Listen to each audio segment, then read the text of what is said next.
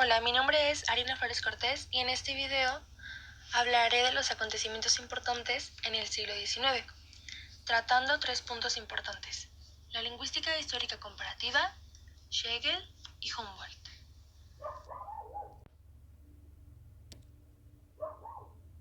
En la lingüística histórica comparativa, los iniciadores fueron Schlegel, Bopp, Rask, Humboldt y Grimm. El antecedente inmediato fue la noticia de William Jones sobre el sánscrito en 1786, el llamado descubrimiento del sánscrito y de su parentesco con la mayor parte de las lenguas europeas. El sánscrito tiene una escritura magnífica, es más perfecto que el griego, de formas más diversas que el latín, de una cultura más fina que las dos lenguas mencionadas. Otros antecedentes más explícitos fueron las incipientes clasificaciones de las lenguas conocidas como escalígero, poligénesis, y Leibniz, que es la monogénesis, las complicaciones de textos en diversas lenguas y ensayos sobre el origen del lenguaje. Condillac-Rousseau. El impacto del sánscrito, las ideas de Jones despertaron mucho interés en Europa. Aparecieron gramáticas del hindú. Los gramáticos hindúes se habían dedicado mucho a la descripción fonética de su lengua, pero los lingüistas europeos no le dedicaron mucha atención a ese aspecto, pero luego sí sería más estudiado en la lingüística del siglo XX. Ramus Rask es un filósofo danés y consigue llamar la atención sobre el parentesco de las lenguas escandinavas y germánicas, el griego, el latín, el lituano, el armenio y las lenguas eslavas. Luego añadió el sánscrito al persa, el albanés y las lenguas célticas. Afirma que todas deben su origen a una lengua muerta. Bopp estudió las lenguas orientales en París, donde escribió su sistema de conjugación del sánscrito. Él quería reconstruir el estadio primitivo de la lengua a través del estudio del sánscrito y de los morfemas comunes de este con otras lenguas. ¿Quién fue Schlegel?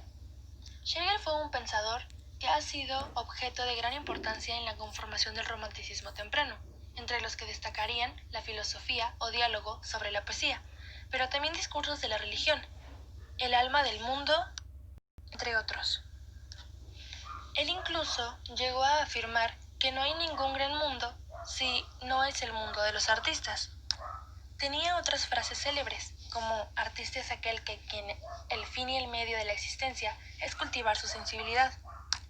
Y otra de sus frases era que la fantasía es el órgano del hombre para la divinidad.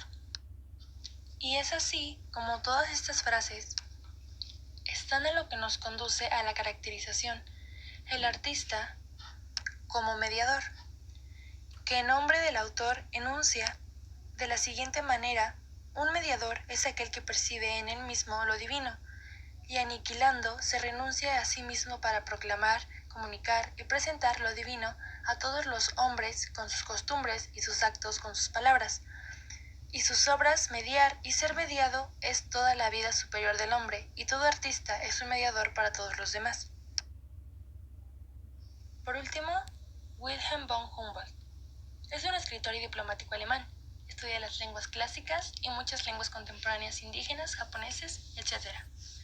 Su objetivo fue crear la antropología comparada, el estudio de las lenguas con el fin de clasificarlas, por lo que se le considera el precursor de la moderna tipología lingüística. Como sabemos, Humboldt trataba de explicar el origen del lenguaje. El lenguaje era fruto del cerebro humano, y las lenguas que se fueron derivando con el tiempo eran corrupciones de las primeras lenguas. Acorde con el romanticismo, pensaba que las lenguas eran reflejo del espíritu de las diferentes naciones. Por ello, estudiaba las estructuras para ver las concepciones del mundo que manifestaban. La lengua, para Humboldt, no es ergón, es decir, producto, sino energía, a lo que se refiere fuerza activa. Él decía: lo que constituye definitivamente las lenguas es, en primer lugar, la idea vaga y confusa que recibimos de los objetos por los sentidos y la imaginación. En segundo lugar, la naturaleza de nuestras facultades morales e intelectuales. Y por último, la de la lengua misma, en cuanto a sistemas de combinación de elementos combinables de infinitas maneras. Gracias por su atención.